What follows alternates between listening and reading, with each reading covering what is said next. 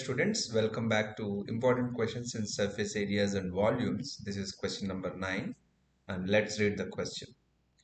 In a cubical block of edge length A hemispherical hole of radius R is made.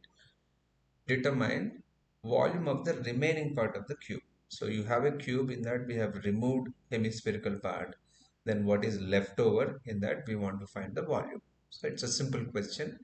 So let's look at the concepts. First concept, volume of a cube is A into A cube. And volume of a hemisphere, volume of a full sphere is 4 by 3 pi r cube. If I go for hemisphere, it will be half of it. So that will be 2 by 3 pi r cube. And now concept 2, what is volume remaining? Volume remaining equal to full volume of the cube minus the removed part of the volume, which is hemisphere. Volume of the cube minus volume of hemisphere. Volume of the cube is A cube and volume of hemisphere is 2 by 3 pi r cube. The difference of that is going to be volume of the remaining part. And that's it. Thank you very much.